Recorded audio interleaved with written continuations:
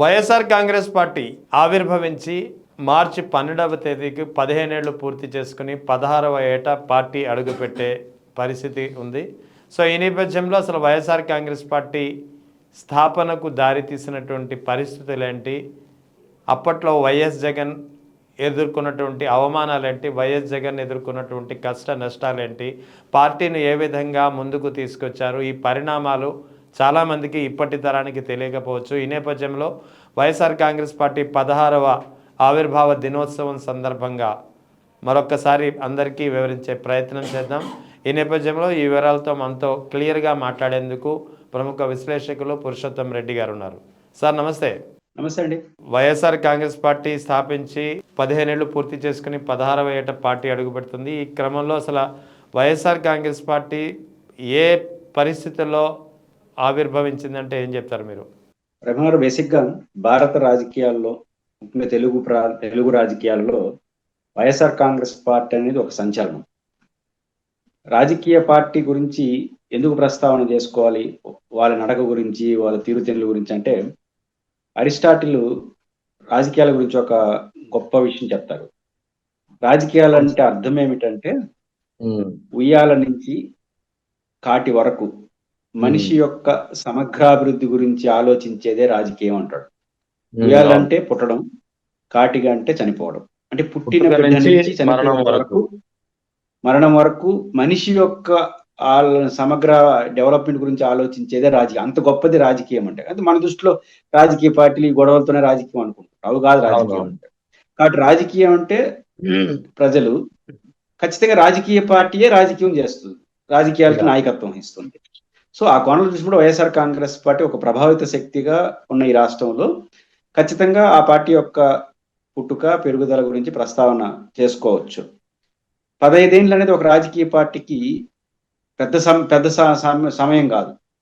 100 సంవత్సరాలు, 70 సంవత్సరాలు పైబడి రాజకీయాలు చేస్తున్న రాష్ట్రంలో 15 ఏళ్ల పాటు, 15 సంవత్సరాలు అనేది పెద్ద వయసు కాదు.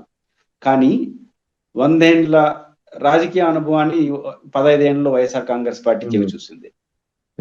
ఎందుకంటున్నానంటే, వైఎస్ఆర్ కాంగ్రెస్ పార్టీ ప్రారంభం నుంచి ఈ రోజు వరకు చూసినప్పుడు ఒక మాట చెప్పుకోవాలి, జగనే వైసీపీ, వైసీపీ జగన్, మళ్ళీ ఇంకేమి లేదు. జగన్ గారిని స్టడీ చేస్తే వైసీపీని స్టడీ చేసినట్టే, వైసీపీ స్టడీ చేస్తే జగన్ గారిని సపోర్ట్ చేసి స్టడీ చేసినట్టే. కాబట్టి సహజంగా ప్రాంతీయ పార్టీలు వ్యక్తి చుట్టే ఉంటాయి. పర్టికులర్ గా జగన్మోహన్ రెడ్డి గారికి ఉన్న లీడర్షిప్ కావచ్చు, సమ్మోహన లీడర్షిప్ కావచ్చు, వల్ల ప్రజల్ని ప్రభావిత వ్యక్తి కావడం ఆయన చుట్టూనే మొత్తం వస్తుంది. కాబట్టి జగన్ గురించి అర్థం చేసుకోవడం అంటే వైసీపీని అర్థం చేసుకోవడమే. కాబట్టి మనం వైసీపీ వేరు, జగన్ వేరుగా చూడలేం. కాబట్టి జగన్ గారి ప్రస్తావన వైసీపీ ప్రస్తావనగా చూడాలి. జగన్మోహన్ రెడ్డి గారు పార్టీ పెట్టాలనే ఆలోచన వచ్చిన నాటికి ఆయనకున్నది ఒక అసట్టు రాజశేఖర రెడ్డి గారి కుమారుడు. అంతకు మించిన ఏ అసట్టు ఆయనకి లేదు. పైపెచ్చు పద్మవ్యూహంలో అర్జునుడు లాగా ఆలోచన వచ్చే నాటికి ఆయన చుట్టూ ప్రతికూల వాతావరణం, ఒక్కటి సానుకూల వాతావరణం. రాజశేఖర రెడ్డి గారి కొడుకు అని చెప్పుకోవడం మినహా అన్ని ప్రతికూల పరిస్థితులు. ఎన్ని ప్రతికూల పరిస్థితులు? చాలా మంది కేసులు అంటారు, కేసుల కన్నా చాలా ప్రతికూల పరిస్థితులు ఉన్నాయి.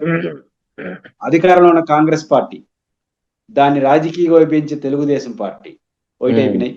జగన్మోహన్ రెడ్డి గారి రాజకీయ ప్రస్థానంలో ప్రారంభంలో ఏకంగా అధికార పార్టీకి అనుకూలంగా ఓటేమని విప్పు జారీ చేసే వరకు వచ్చింది ప్రతిపక్షం. ఎప్పుడు చూస్తున్నాం.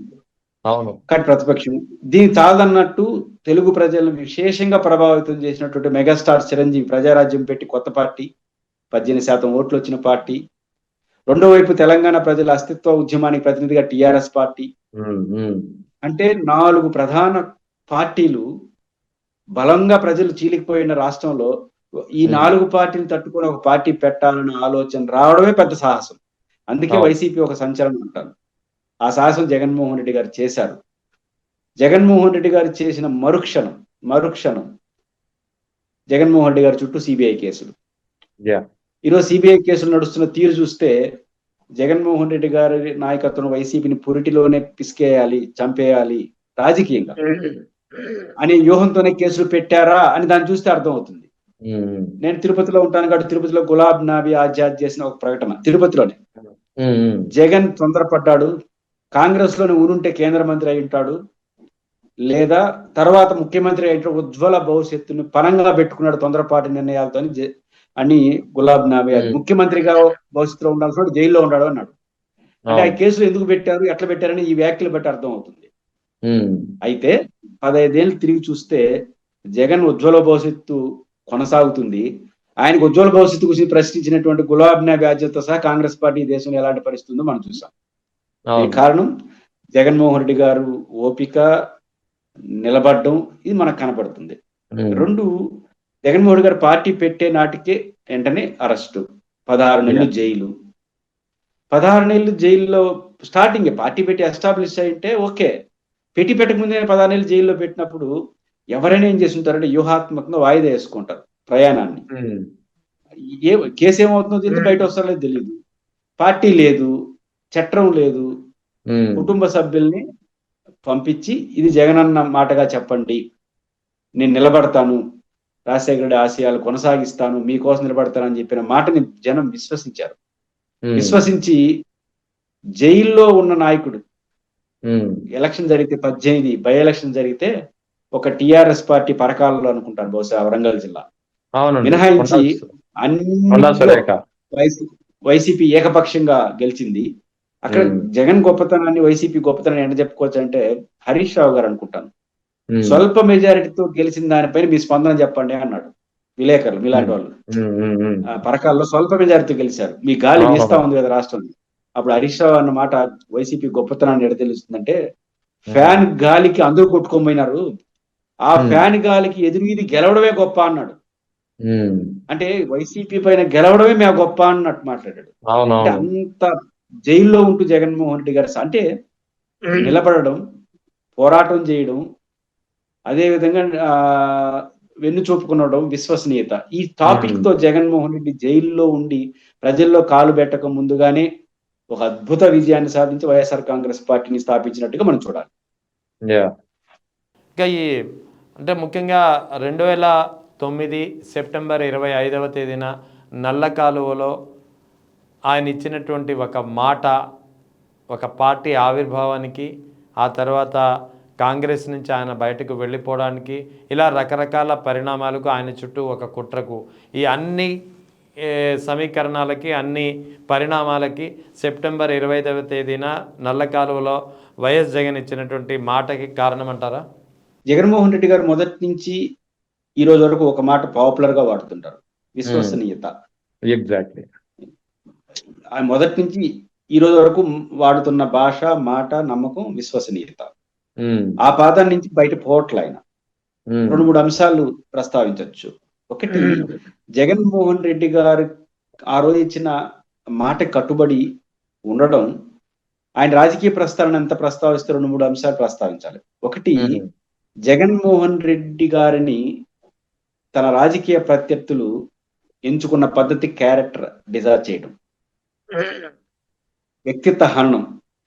అసలు జగన్మోహన్ రెడ్డి గారు వ్యక్తిత్వ హననానికి గురైనట్టుగా ఈ దేశంలో ఏ రాజకీయ నాయకుడు గురైనడు. జగన్మోహన్ రెడ్డి గారి ప్రత్యర్థులు జగన్ పైన రాజకీయ విమర్శలు ఎప్పుడు చేయరు, అన్ని వ్యక్తిగత విమర్శలే. ఆయన ఉండాల్సిన వ్యక్తి కాదు అన్నట్టు ఎస్టాబ్లిష్ చేసి జగన్మోహన్ రెడ్డి గారిని క్యారెక్టర్ అసాచ్ చేస్తూ, అంటే జగన్మోహన్ రెడ్డి గారి పైన జరిగిన వ్యక్తిత్వానికి ఆయన ఒళ్ళంతా గాయాలై ఉంటాయి, అంతగా ఆయన క్యారెక్టర్ అసాచ్ చేశారు. అంటే అర్థం ఏమిటి, జగన్మోహన్ రెడ్డిని రాజకీయంగా ఎదుర్కోలేము అని నిర్ధారణకు వస్తే నీ పనులు చేస్తారు, అదొక అంశం. రెండోది, ఈ క్యారెక్టర్ అసాచ్ చేయడంలో వచ్చినటువంటి ఈ విషయంలో కొంత ప్రత్యర్థులు పై చేయగడ సాధించారు, ఇదే పనిగా పెట్టుకొని. జగన్మోహన్ రెడ్డి గారిలో 2 క్యారెక్టర్లు. ఒక క్యారెక్టర్ బాగా పాపులర్ అయింది, ప్రజలతో ఉంటాడు, విశ్వసనీయత, మాట తప్పడు, మడమ తిప్పడు, ఇవన్నీ ప్రజల్లోకి వెళ్ళింది. కానీ ఆయనలో ఉన్న గొప్ప విజనరీ మాత్రం బయటపడలేదు. ఈ రోజు కూడా ఆయన విజనరీ కంప్లీట్ గా బయటకు రాలేదు. ఈ విషయంలో ఆయన క్యారెక్టర్ అసాచ్ చేసినటువంటి ప్రత్యర్థులు సక్సెస్ అయ్యారు కొంత మేరకు. ఆయన విజనరీని అనడానికి ఆయన పరిపాలనలో చేసిన విషయాలన్నీ పక్కన పెడదాం. ఆయన విజనరీలో మానవత్వం, మానవీయ కోణం చాలా బలంగా ఉంటుంది. రెండోది, ఆ రోజు ఫలితం కాదు, మనం ఒక మాట అన్నామంటే అది నిలిచిపోవాలనుకుంటాడు. దానికి 2 ఉదాహరణ చెప్పచ్చు. కరోనా టైం, మీరు జర్నలిస్ట్ మీరు చూస్తుంటారు, దేశంలో, ప్రపంచంలో మా దగ్గర కరోనా కేసులు తక్కువ ఉన్నాయి, టెస్టింగ్ కూడా కొన్ని చోట్ల చేయలేదు. టెస్టులు చేసేసి కరోనా ఎక్కువ ఆయన పేషెంట్ బయటకు వస్తే ఏడ ప్యానిక్ అయిపోతారని టెస్టులు చేయని రాష్ట్రాలు ఉన్నాయి సరిగ్గా. అవును, కానీ కరెక్ట్. ఆ జగన్ అనే టైంలో వ్యక్తి నేను నేషనల్ మీడియా కవరేజ్ లో ఢిల్లీలో ఉన్నాను. నేను చూశాను అన్ని రాష్ట్రాల పరిస్థితి ఎలా ఉంది, ఏపీలో ఎలా ఉంది అనేది. కానీ ఏపీలో అబ్నార్మల్ గా కనపడతాయి ఏది కరోనా కేసులు. కానీ జగన్మోహన్ రెడ్డి గారు ఆ రోజు చెప్పిన మాట ఏంటంటే, ఆ రోజున్న మెడికల్ డిపార్ట్మెంట్ జవహర్ రెడ్డి గారు ఆఫీసర్ గా ఉన్నారు. వాళ్ళు చేసిన ప్రెస్ మీట్లు చూస్తే ట్రీట్మెంట్, టెస్ట్లు, ట్రేసింగ్, ట్రీట్మెంట్, ట్రిపుల్ టీస్ ఇదే నమ్ముకున్నారు ఆ రోజు. కారణం ఏంటంటే ప్యానిక్ కవరు. ఎందుకంటే జగన్ గారు దూరదృష్టి అనే అర్థం ఏంటంటే దీని భవిష్యత్తు ఏంటో చూశాడు ఆయన. ఏంటి భవిష్యత్తు? కరోనాతో సహజీవనం చేయడం తప్పదు. కరోనా పోయే రోగం కాదు, అది ఉండిపోతుంది ఒక రోగంగా. జ్వరం, మలేరియా లాగా కరోనా కూడా ఒక రోగం ఉంటుంది, దాన్ని ఎదుర్కోవాల్సిందే. కానీ ఒక రోగంగా సమాజంలో ఉంటుందంటే దానికి భయపడితే లాభమే ఉంది. అందువల్ల టెస్టులు చేయడం వల్ల ఏమవుతుందంటే వాళ్ళని ఐసోలేట్ చేసేవచ్చు, ఇంకో రానికుండా చేసేవచ్చు. టెస్టులు చేయకపోతే వాడు ఇంకో 10 మంది కలిసాడు, అందరికీ అంటుకుంటుంది. కాబట్టి ఎక్కువ వచ్చినా లాభం లేదు. ఈ ఆంధ్రప్రదేశ్ లో ఏదో అయిపోయింది అనుకున్నా లాభం, భయం లేదు. నిలబడదామని టెస్టులు చేసి భారతదేశం అంతా ఎంత కరోనా రోగం ఆంధ్రప్రదేశ్ లో వచ్చేసినారు. ఏం భయపడలేదు జగన్ గారు. ప్రతిపక్షాలు విమర్శించాయి, కానీ ఆంధ్రప్రదేశ్ లో మరణాలు తక్కువైనాయి. ఎక్కువ కరోనా కేసులు నమోదు ఆంధ్ర. అంటే అర్థం ఏంటి? ఆ తర్వాత ఐక్యరాజ్య సమితి అదే చెప్పింది, ఏమని? సహజీవనం చేయక తప్పదని. అదొక విజనరీ. ఒక మానవత్వం ఎలా ఉంటుంది, హ్యూమానిటీ ఎలా ఉంటుంది అని విజనరీలు అంటే ఒక ఐఏఎస్ ఆఫీసర్ చెప్పిన మాట చెప్పాలి. ఒక చోట పర్యటిస్తున్నప్పుడు పారిశుద్ధ్య కార్మికులకు 8,000 9,000 జీతం వస్తుంది, 18,000 పెంచుతానని చెప్పేశాడు. ఆ సందర్భంగా అధికారులు ఆయన చెప్పింది ఏంటంటే, సార్ పెంచడం వరకు ఓకే, బట్ 18,000 ఈడ వేస్తే రాష్ట్రం అంతా కూడా వేలాది మంది పెంచాల్సి వస్తుంది, అంత ఫైనాన్స్ సిచ్యువేషన్ బాగలేదని ఆయన చెప్పారు. ఆయన ఆ రోజు అన్న మాట ఈ రోజు నిజానికి జగన్ గారిలో ఉన్న మానవీయ కోణం బయటపడుతుంది. నా ఆఫీసర్లతో మాట్లాడితే అన్నారు, ఆ రోజు ఆయన అన్నమాట ఏంటంటే, అన్న బానే ఉంది ఆర్థిక పరిస్థితి చెప్తున్నారు, మీకు గాని నాకు గాని ₹1,00,000 ఇచ్చినా ఆ పారిశుద్ధ్య కార్మికులు చేసే పని చేస్తామా? నాకు ₹1,00,000 ఇచ్చినా చేస్తామా? దాన్ని చూడండి, ఆ పని వాళ్ళు మాత్రమే చేస్తున్నారు అంటే అధికారులు ఇంకేమీ వినకుండా ఇంప్లిమెంట్ చేశారు. రాష్ట్రంలో వేలాది మంది పారిశుద్ధ్య, అంటే ఆయన వర్క్ చూశాడు. ఫైనాన్స్ ఓకే, ₹1,00,000 ఇచ్చినా మీరు నేను చేయగలం ఆ పని, పారిశుద్ధ్య కార్మికులు చేసే పని. కానీ వాళ్ళు ఆ పని చేయకపోతే సొసైటీ మొత్తం పాడైపోతుంది. అంటే అంత గొప్ప పని చేస్తున్నారు, పెంచాల్సిందే అన్నాడు. అంటే ఆయన విజనరీలో ఉన్నటువంటి హ్యూమానిటీ గ్రౌండ్ అలాంటిది. కాబట్టి ఆయన గ్రౌండ్ అలా ఉంటుంది, ఆయన ఇంటలెక్చువాలిటీ బయటికి రాకపోవచ్చు, కానీ గొప్పగా ప్రయత్నం చేశారు. అదే జగన్మోహన్ రెడ్డి గారు మాట నిలబెట్టుకున్నారు కాబట్టే ఈరోజు 20 నెలలకు తిరగకుండానే ఘోర పరాజయం నుంచి మళ్ళీ రేపు గెలిచిపోతారనే పరిస్థితి తీసుకొచ్చాడు. కానీ ఖచ్చితంగా జగన్మోహన్ రెడ్డి గారు ఆ రోజు నల్లకాలలో ఇచ్చిన మాట, తను నమ్మిన మాట ఒకే మాట మీద ఉండాలి. అది కూడా డిసైడ్ ఫ్యాక్టర్ గా ఉండాలి. 1 సంవత్సరమా? మీకు గుర్తుంటే ఆయన పార్టీ పెట్టిన 10 ఏళ్ళకి కదా అధికారంలోకి వచ్చినాడు. అప్పుడే రాలా, ఓటమిలు గెలుపులు 2 చూసినాడు. అంటే ఆయన ఒక లక్ష్యం పెట్టుకున్నాడు. రాజశేఖర రెడ్డి గారి ఆశయాలు సాధించడం అంటే అడ్జస్ట్ కావడం, ఏదో ఒక పదవి తీసుకోవడం కాదు, డిసైడ్ ఫ్యాక్టర్ గా ఉండాలి. ఎప్పుడు? ఎన్ని రోజులకైతే అన్ని రోజులు, ఎన్ని సంవత్సరాలకంటే ఉంటాడు. నిలబడ్డాడు కాబట్టి 4 పార్టీలు ఉన్న రాష్ట్రంలో ఒక్కొక్కటి ఎదుర్కొంటూ ఆల్టర్నేటివ్ ఎదిగాడు. 2010 మామూలుగా మీరు రాజకీయ చరిత్ర చూస్తే ఏ రాజకీయ పార్టీ అయినా పెట్టిన వెంటనే గెలవకపోతే ఇంకా ఆ పార్టీ ఫినిష్. పెట్టిన మొదటి ఎన్నికల్లో గెలవాలి, లేకపోతే ఫినిష్. కానీ మొదటి ఎన్నికల్లో గెలవకపోయినా ఆయన నిలబడ్డాడు. అంటే జగన్మోహన్ రెడ్డి గారి మొండి పట్టుదల, ఎలాగైనా సాధించాలనే లక్ష్యం సాధించాలి, ఏదో పదవి తెచ్చుకోవడం కాదు. ఆ 2 జగన్మోహన్ రెడ్డి గారిని నిలబెట్టాయి. తిరుగులేని శక్తిగా ఎదిగేలా చేసి పవర్ లోకి వచ్చారు. ఓడిపోయిన 20 నెలలు కాకముందుగానే మళ్ళీ గెలుస్తాడనే నమ్మకాన్ని కలిగించాడు. ఆ రకంగా జగన్మోహన్ రెడ్డి గారు ఆంధ్రప్రదేశ్ రాజకీయాల్లో ఒక పెద్ద ఇంపాక్ట్ క్రియేట్ చేశారు. రైట్. ఇక ముఖ్యంగా వైఎస్ జగన్ పార్టీ స్థాపించడానికి పూర్వం నుంచి, అంటే కడప బై ఎలక్షన్లో ఆయన 5 లక్షల పైచిలకు మెజార్టీతో గెలిచినప్పుడు, పార్టీ స్థాపించిన తర్వాత 18 మంది ఎమ్మెల్యేలు రాజీనామా చేసి తిరిగి ఉప ఎన్నికలను ఫేస్ చేసుకుని గెలవడం, 2014 ఎన్నికల్లో 67 మంది ఎమ్మెల్యేలను గెలుచుకోవడమే కాకుండా తెలంగాణలో కూడా వైఎస్ఆర్ కాంగ్రెస్ పార్టీ జెండా ఎగురవేయడం, 2019 ఎన్నికల విజయం, ఈ అన్ని పరిణామాలని ఒక ఓటింగ్ శాతం పరంగా విశ్లేషిస్తే ఎలా చూడాలి మనం? జగన్మోహన్ రెడ్డి గారిలో కనిపిస్తున్న ఒక ప్రత్యేక ధోరణి ఏంటంటే ఆయన సినిమా హీరో కాదు, యా. కానీ ఒక సమ్మోహన జనాన్ని ప్రభావితం చేసే సమ్మోహన శక్తిగా ఉంటాయి ఆయన రాజకీయ లక్షణాలు. బహుశా అదే ఆయన్ని మొండిగా నిలబెడతా ఉంది.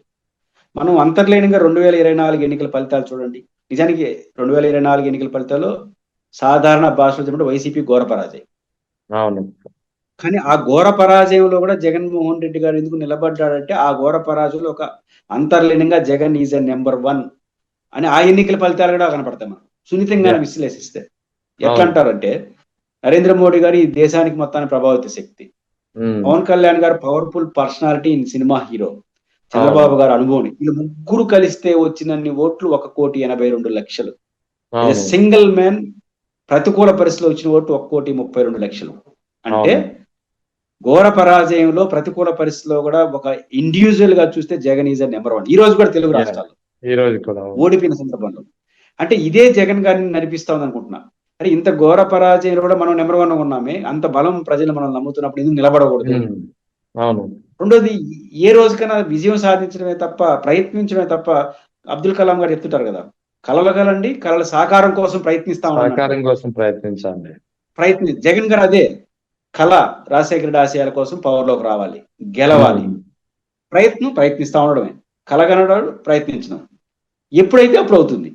అందువల్ల జగన్మోహన్ రెడ్డి గారు చూడండి, పార్టీ పెట్టాడు, 18 మంది గెలిపించాడు, ఆ తర్వాత ఎన్నికల్లో ఓడిపోయినాడు, గెలుస్తాననుకుని ఓడిపోయినాడు, 67 సీట్లు తెచ్చాడు, దాంట్లో ఏకంగా 23 మంది గెలిపించారు. ఇంకా అయిపోయింది పార్టీ అనుకున్నారు, ఒక్కరితో కూడా మాట్లాడాల, 23 పోయినారు పోతారు, ఉండేవాళ్ళు నాతో ఉంటారు అన్నాడు. 19 ఎన్నికల్లో అద్భుత విజయాన్ని సాధించాడు. మళ్ళీ 24 ఎన్నికల్లో ఘోరంగా ఓడిపోయినారు. ఓడిపోయిన తర్వాత ఎన్నికల్లో నేను నిలబడతానన్నాడు. ఇందుకు రెహమాన్ గారు మీరు కూడా ఒకసారి విలేకరుగా చూడండి, ఘోర పరాజయం అంటే సంక్షోభంలోకి వెళ్ళిపోవాలి పార్టీ. ఘోర పరాజయం తర్వాత ఈయన సంక్షోభంలో అధికార పార్టీ వాళ్ళు అసంతృప్తులు కనిపిస్తున్నాయి, కానీ ఇంత దారుణం ఓడిపోయినప్పుడు అందరూ బెదిరించాలి జగన్ ని. క్యాండిడేట్లు రివర్స్ లో ఈయన అందరినీ బెదిరిస్తున్నాడు. లేకపోతే 10 నెలలు కాకముందే 1 కోటి సంతకాలు దబాయించి చేయించాడు. 1 కోటి సంతకాలు చేయడం అనేది చిన్న విషయం. చేయించాడంటే ఎంత భయపడి, ఎంత ధైర్యం ఆయనకి. ఈ కాలంలో కొంతమంది వెళ్ళిపోయినారు, ఒక్కరితోనే జగన్ మాట్లాడినాడా? వెళ్ళే వాళ్ళు నా వాళ్ళు కాదు, ఉండే వాళ్ళు నా వాళ్ళు నిలబడ్డాడు. అంటే ఆయన ఆ సమ్మోహన శక్తి, లీడర్షిప్ క్వాలిటీ అనేది పార్టీకి శ్రీరామ రక్ష. వైఎస్ఆర్ కాంగ్రెస్ పార్టీకి ఏంట్రా అంటే జగన్మోహన్ రెడ్డి గారి యొక్క సమ్మోహన లీడర్షిప్ లక్షణాలు, ఆయనకు ఉన్నటువంటి నమ్మకం, పోరాట పటిమే ఆ పార్టీని నిలబెడతా ఉంది. ఓడిపోయిన 20 నెలలకి మళ్ళీ గెలిచాడు సార్ జగన్ అనే పరిస్థితికి అయితే తీసుకొచ్చారంటే అది old one person of Jaganmohan Reddy గారు. సార్, రానున్న 2029 ఎన్నికల్లో వైఎస్ఆర్ కాంగ్రెస్ పార్టీ బహుశా అప్పటికి 19 ఏళ్ళు కూడా పూర్తి చేసుకుంటుంది, 20 ఏటా ప్రవేశించే పరిస్థితి ఉంటుంది 2029 ఎన్నికల తర్వాత. సో అంటే 20 ఏటా తిరిగి అధికారంలో పార్టీ 20వ ఆవిర్భావ దినోత్సవం సందర్భంగా పార్టీ తిరిగి అధికారంలో ఉండే అవకాశాలు అయితే కనిపిస్తున్నాయంటారా? ఒకటి, ఖచ్చితంగా ఈ రాష్ట్రంలో తెలుగుదేశం, వైఎస్ఆర్ కాంగ్రెస్ పార్టీలో ఎవరో ఒకరు గెలుస్తారు. అవును. వైసీపీకి గెలవడానికి కావాల్సిన పరిస్థితులు కనపడుతున్నాయి. ఒక రాజకీయ పరిశీలకులుగా, జర్నలిస్ట్ గా ఎవరు గెలుస్తారు ఒక డిసైడ్ చేయకపోయినా వైఎస్ఆర్ కాంగ్రెస్ పార్టీకి అధికారంలో వచ్చే శక్తి సామర్థ్యాలు ఉన్నాయి. వైఎస్ఆర్ కాంగ్రెస్ పార్టీ గెలిపించాలని ప్రజలు బలంగా రాష్ట్రంలో ఉన్నారని 2 అయితే ఈ రోజు మనం చెప్పగలం.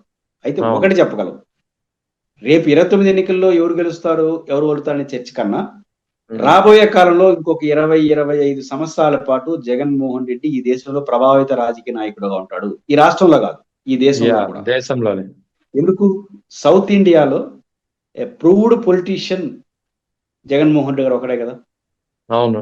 ఓకే, కేటీఆర్ గారు యూత్ లీడర్, ఆ వయసు 50 ఏళ్ళ వయసు ఉన్న ఆయన. కేటీఆర్ తెలంగాణలో యూత్ లీడరే, కానీ ఆయన తండ్రి చాటు బిడ్డ ఈ రోజు కూడా. కేసీఆర్ గారు తర్వాతే. ఆంధ్రప్రదేశ్ లో లోకేష్ గారు యంగ్ లీడర్, పవన్ కళ్యాణ్ గారు యంగ్ లీడరే, కానీ వాళ్ళు ఒక మిత్రపక్షం. ఇంకో పక్క లోకేష్ గారు తండ్రి చాటు బిడ్డ. ఇప్పుడు తమిళనాడులో విజయ్ ఉన్నాడు, కొత్తగా ఒక పార్టీ పెట్టినట్టున్నారు, స్టాలిన్ కొడుకు కూడా ఉన్నాడు, కానీ వాళ్ళు ఇంకా ప్రూవ్డ్ కాదు. ప్రూవ్ కావచ్చు, ప్రూవ్డ్ కాదు. సౌత్ ఇండియా మొత్తం తీసుకుంటే 50 ఏళ్ళు ఉన్న యూత్ లీడర్ గా Jaganmohan Reddy is a proved leader. దేశం తీసుకోండి, ఇంకా లీడర్ అఖిలేష్ యాదవ్ గారు, ఆయన కూడా సీనియర్ పర్సనాలిటీ. అంటే దేశంలో 4-5 యంగ్ టర్క్ లీడర్షిప్ ప్రభావిత శక్తులు ఉన్నట్టు అందులో జగన్ గారు కూడా అంటాడు. 29లో గెలవచ్చు, వాడచ్చు, ఇంకోటి జరగచ్చు. కానీ రాబోయే ఒక 25 ఏళ్ళు, ఇప్పుడు 50 అంటే ఇంకో 75 వరకు యాక్టివ్ ఉంటారు మినిమం. కానీ ఇంకొక 25 ఏళ్ళు తెలుగు రాష్ట్రాల్లో ఒక తిరుగులేని శక్తిగా జగన్ ఉంటారు. ఈ దేశ రాజకీయాల్లో ఒకానొక ప్రభావిత లీడర్ గా జగన్ ఉంటాడు. ఖచ్చితంగా భవిష్యత్తులో కూడా జగన్మోహన్ రెడ్డి గారి నాయకత్వంలో వైఎస్ఆర్ కాంగ్రెస్ పార్టీకి ఒక ఉజ్వల భవిష్యత్తు ఉంటుందనేది మాత్రం ఈ పరిణామాలు చూస్తే అర్థం.